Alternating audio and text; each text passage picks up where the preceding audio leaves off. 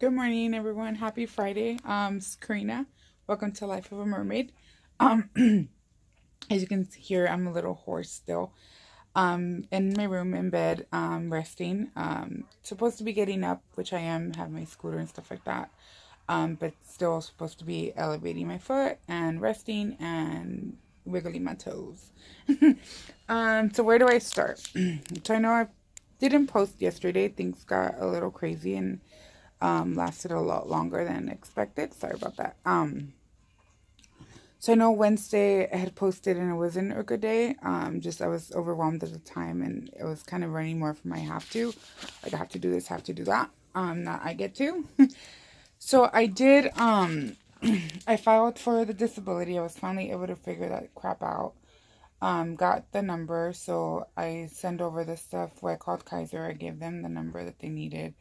I talked to my HR person. I had some forms that I need to do for them as well. So I completed those. So we're set with that. Like I said, now it's basically just a waiting game, which sucks because I do need the money, but I'll figure it out. But yeah, so that's all settled and good to go. So I figured that out. Because the Wednesday was still kind of just nervous and stressing and worried and again because of surgery and stuff like that. So it was Wednesday wasn't super a good day, like I said, just ups and downs. Thursday, which was yesterday, wait, no, Wednesday night, I think it got better because I was talking to Sal. um yes, now I remember. Sorry. um that morning and afternoon was kind of crazy, but then because I had to go get my labs done, so I was freaking out about that. But Sal to the rescue. He left work early and he was, he came pick me up. So we went together and, we got the labs done. And then since we were already there and I actually needed to pick up my medication for like, for now. Um, so we ended up picking that up too. So it kind of worked out. And then I actually had ordered some pictures. So we went to go pick those up too. So kind of did like a little errand run. And then we actually got dinner. Chinese food's my favorite. I don't know if I've shared with you guys. And it's actually kind of, I mean, it is a comfort food, but it is a comfort food for me. My dad actually used to get us Chinese food all the time when we were kids. Um, well, let me give you a backstory and then I'll go into that. I was taking a nutrition class in college and he was asking us about, we're talking about food and comfort foods, and he was saying, how do you know why it's called comfort food? And I was just thought it's because it made you feel good, but he says actually the emotions and memories that we have attached to that food. He's like, that's what makes it a comfort food, because he's like, when you're eating it, you're kind of remembering those memories.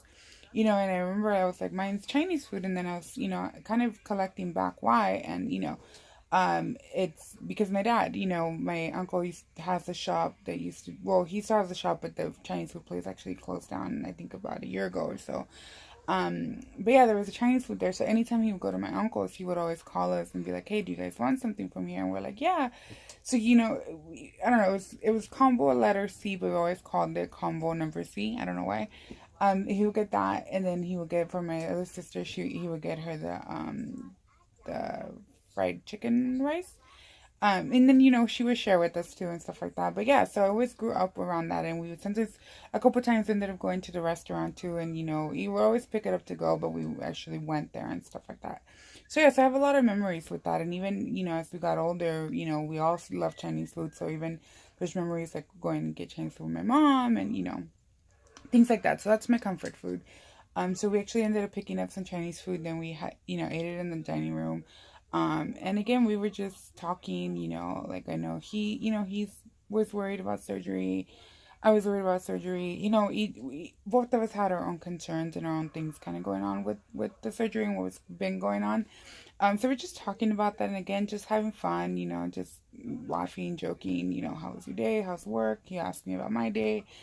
And, we always kind of laugh because it's like, not much that I do. But just the fact that he still asks and stuff. Oh, sorry. Um, but yeah, so it was a really, really good day. And like I said, at that point, just being really in the moment and appreciative of him and everything that he's been doing for me. And, like I said, I have my tribe and they send me videos, and, I was watching the videos and stuff like that. And again, just feeling loved, feeling supported, feeling appreciated.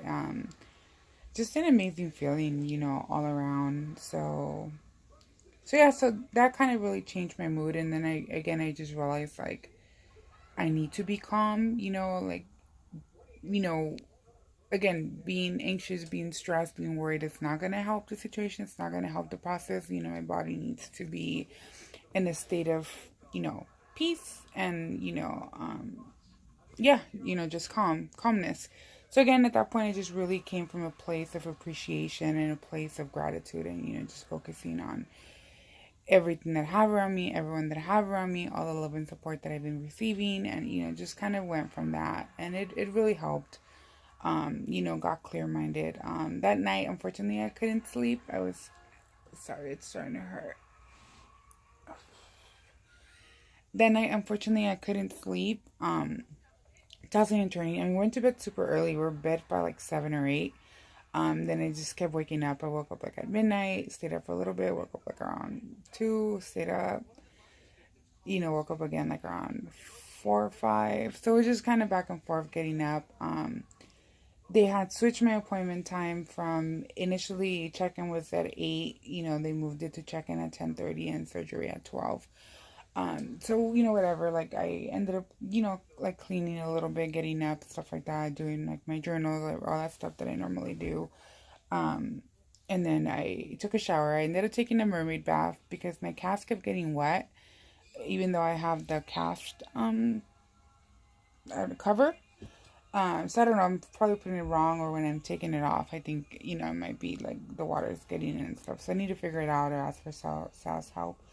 Um, but yeah, so I ended up just taking a mermaid bath. It didn't get wet, so so I did that. Got ready. Again, I couldn't. They said no lotion, no hair products, no makeup, no nothing. I just put like a little deodorant because I was like, screw you guys. I get stinky. So just to be safe, but so I put a little deodorant, everything else I didn't put. So I got ready pretty quick. I just wore a t-shirt and shorts just because I figured that would be easy to take off. I was thinking a dress initially, but then I was like, oh, like, I'm in the scooter, like I might be showing my little booty. So we decided not on that. So I wore shorts.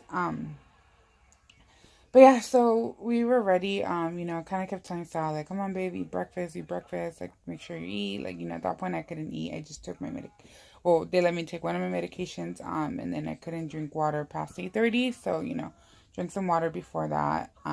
Yeah, we headed out like around 9ish. We actually ended up going to the wrong one. So then we ended up going, we're like, oh shit. And then the correct one was like 6 minutes away. So it worked out.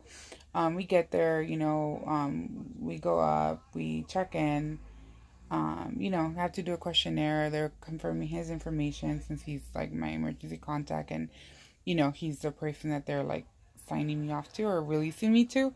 So checking his info. I use the restroom there and stuff like that, and like to give him a little sample and stuff. So we did that. Again, we were waiting, and like, just the nerves were kind of kicking in. The door kept opening, people were coming in and out, and I'm just like, every time I'm like, and then finally, and they gave me a number to give to Sal, because at that point he had gone to the restroom and we were still finishing checking in. Sorry guys, it's starting to hurt. We were still checking in, and yeah, so I gave it to him. I was like, oh yeah, I was like, this is, for you. They have like a screen, and then, I'm a number at that point. And then, he can track like where I'm at and stuff like that. So I gave it to him. And then she, they called me, and the nurse is like, oh, it'll take about 30 minutes, to get you ready. And then we'll call your husband in. And I was like, okay. So I told him, I was like, I'm going in, they'll come get you in 30 minutes. And he's like, okay. So I went in. They weighed me, and me and my pink scooter were like the hit. Everyone was like, oh my god, I love your scooter, and it matches your cast. And I'm like, yeah, my husband's amazing. So that was kind of cool. And again, like, the whole staff was super, super nice. Everyone was very friendly.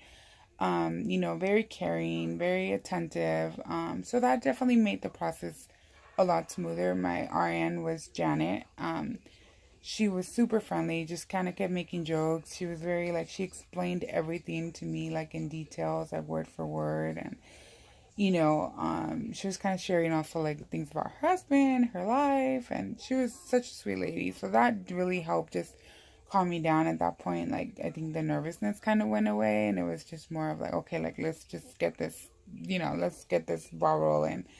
So yeah, so and it was funny, because again I wear like a sports bra and I'm thinking like, oh, I picked like my most comfortable, cutest, chonies and stuff, and then I get there and she's like, oh, they had like the bed laid out and they had like the clothes that I'm gonna be wearing. And then she's like, oh, okay, she's like, you're gonna change into that, and she's like, you're gonna take everything off, and I'm like, I have a sports bra. She's like, no, everything, including your underwear. Then I'm like, oh, fucking great.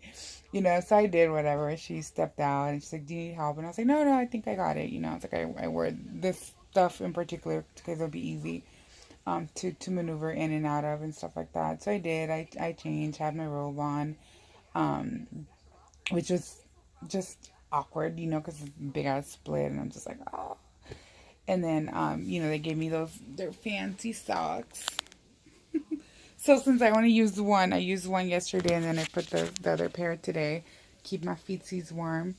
Um, yes, I changed. She brought a blanket over, brought a pillow, and it's getting comfortable. And then, she's setting up all these machines on me. She said like to check my blood pressure. She put something on my leg.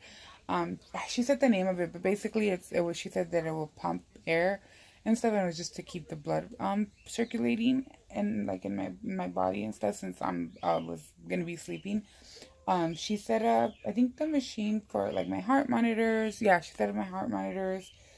She set up an IV for like pain medication. So she put it oh, I don't know if you can see it. Where is it? Well, you see the bandage part, and then I don't know if you can see that. Yeah, right there, that bruise. That's my vein. That's what she put it in. So she did that. Um, he knows it. And then the anesthesiast or whatever doctor came over. He explained the whole process to me, what they were going to be doing. We did the consents, we did all that stuff. Um, yeah, and again, just different questionnaires that they kept asking, and kept confirming my information. Then she finally had Sal come over. Told him you would take all her stuff to the car. She's like, once we get you, leave, bring back her clothes because that's what she'll be changing into. She explained the whole process again. She's like, we're setting her up. We'll take her into the operating room. They'll put her to sleep. They'll do the operation. She's like, that can take an hour to 2 hours. And then from there, she'll be in the recovery room. That can take at least an hour. She's like, you're not allowed in until she's completely up. He's like, because some people are in pain. Some people, she's like, you get different reactions. So we just want to make sure that, we can take care of them and, get them in a more stable place. And then, you can come in. But she's like, she's so cute. She's Filipino. But she's like, she's going to be, a little borracha, a little drunk. She's like, she's going to be, kind of in and out of sleep. He's like, but you need to make sure that she's breathing and, she's doing okay. And yeah, she's like, just, keep her awake. Make sure she's taking deep breaths. She's like, we want her to like walk and do as much as she can. Obviously not on my actual foot, on my right foot, but like she's like, use her scooter, just to get the blood flowing. I have to wiggle my toes. So she was explaining everything to him and to us, um, more him at that point because that was before I was knocked out, yeah, so both of us. Yeah, so she's like, you'll come in or whatever, and he's like, okay. And then it was like 11 at that point. My surgery was supposed to be at 12, which she said there's a possibility the doctor was running late. Because he was doing the surgery before mine, and he sure did. He didn't come out till like about 1 or close to 1. He came out, he marked me, and we talked briefly. Where is it? Right there. At first, we were so confused. I thought it said 3D, and then later I found out it's DB, so Dr. Bowie, that's his name.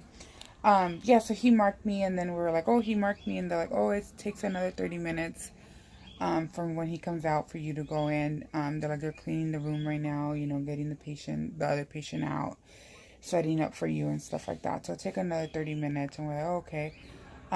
So yeah, but before that, me and Sal were just kind of laughing. Here and there, we'll kind of both be on our phones, I think, because I think, reducing some of the stress that was still kind of there for both of us. And then, we were talking and laughing, again, with something about work, his coworkers. I was telling him about, the tribe and things going on with me, and, just kind of laughing, making jokes and just talking, remembering things and stuff like that. And then, again, I've been waiting for so long that finally, I forgot around what time, one of the nurses came in, and she's like, oh my God, sweetie, you're still waiting. She's like, do you need to use the restroom? And I'm like, yeah. Like, she's like, that way you can, your empty bladder. And I was like, yeah, please.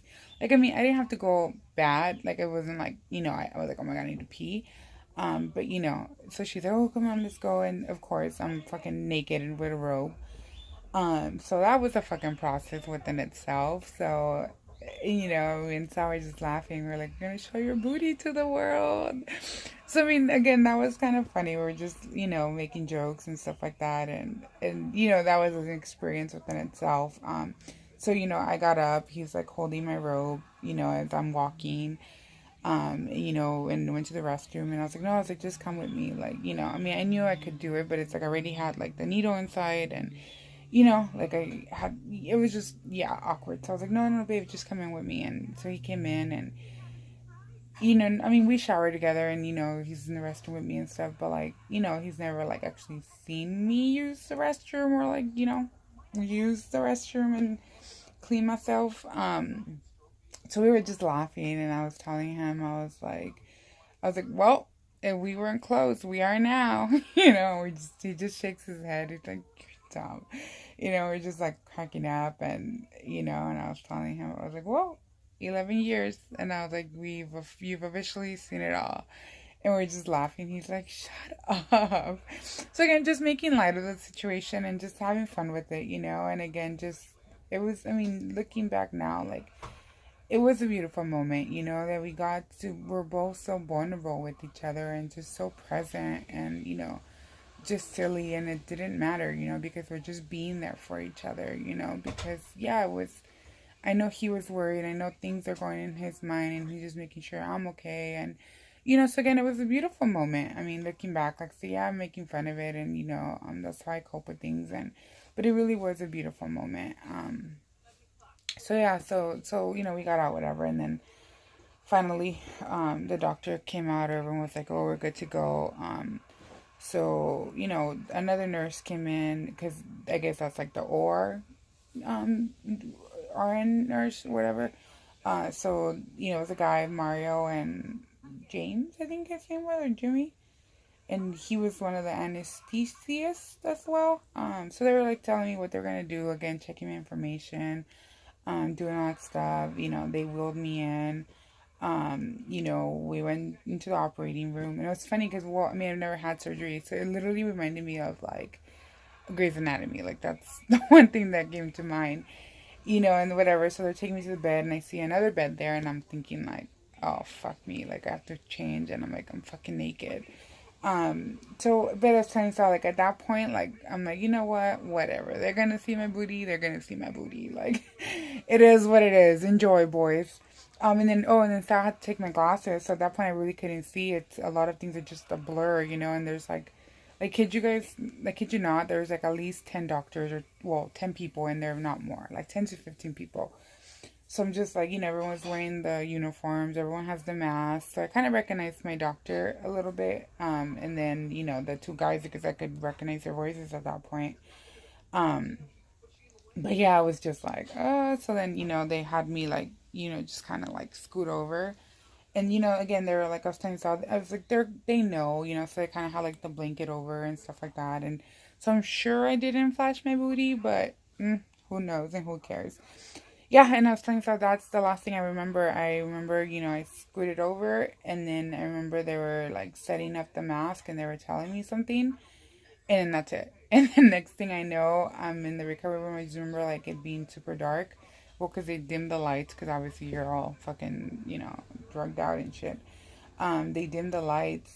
And I remember one of the nurses talking to me. She's like, Karina, sweetie. She's like, wake up, wake up. And then, I'm up. And then she was asking me questions, and I was asking her questions.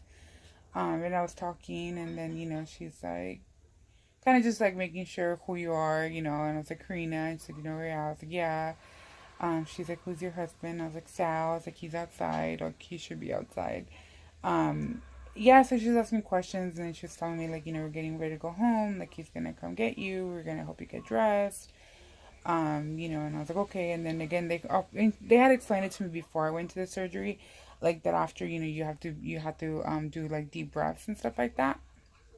So she's, so because if you don't, then the machine starts beeping. So, and it'll start beeping, but it's like you're fucking drugged. You're like half asleep, and so it's like beeping. So then I wake up and I'm like, doing my breathing or whatever. And then, yeah, so then Sal comes in, they unhook me from everything, took off the needle, took off everything. Sal comes in and, he's helping me get dressed and, we get dressed and, he has my bags. And then they're like, okay, go get the car, meet us at the front. They're like, we'll take her out. So they put me in a wheelchair. And then one of the guys, I'm guessing an RN, one of the nurses like took me out and stuff. So yeah, so we're going down. Then they gave me barf bags. I have them over here. Let me show you guys. Oh crap!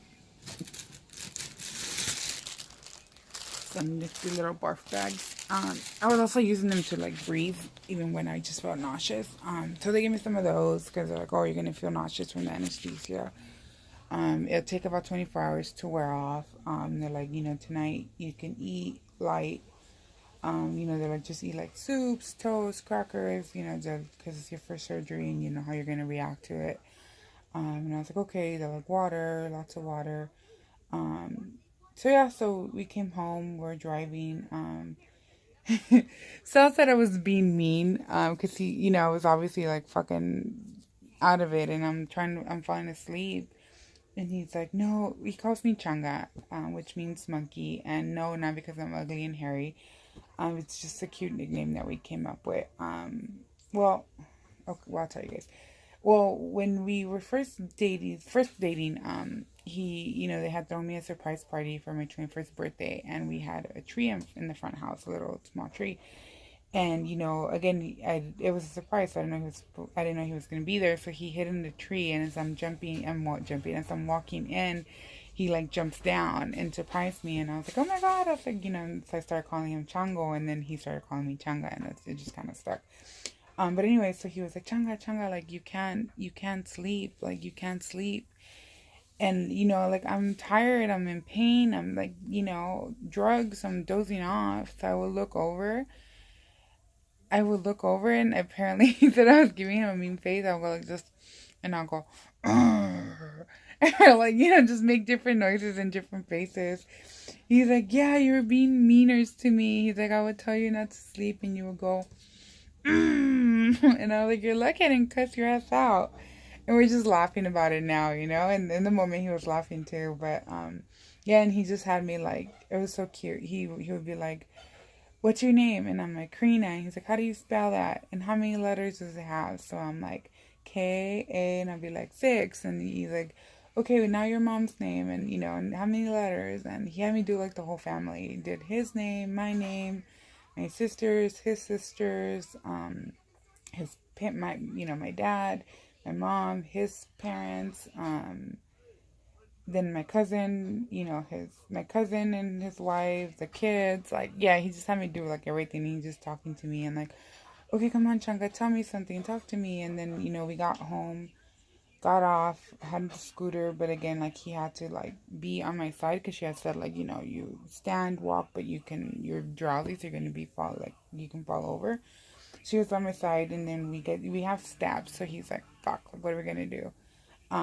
So I sat down, but then at that point, that's when, like, the nausea kicked in. So I was like, like I threw up a little bit, and again, I hadn't had any food aside from like water at that point.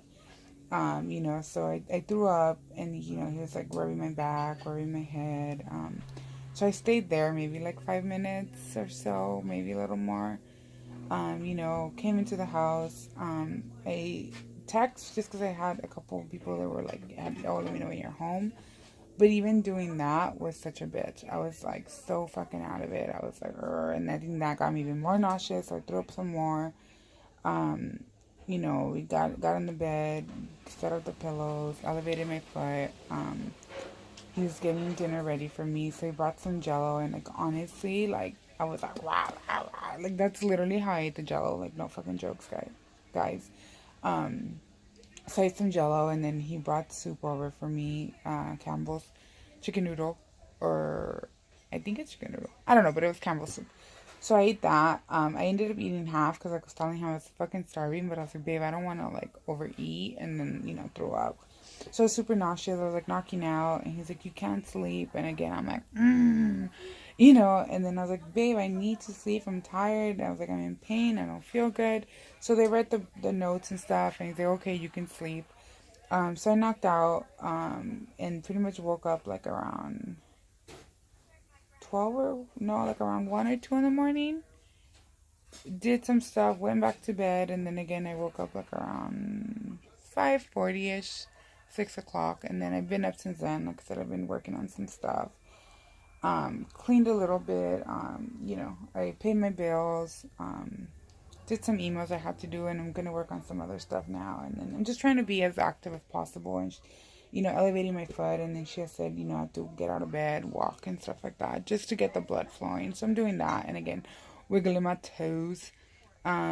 So yeah, that's kind of where I'm at today. I'm taking. She said yesterday we were supposed to take the medicine every 4 hours. Today she said every 6 hours. So that's kind of what I'm doing. So I haven't felt much pain. But it's starting to kind of kick in.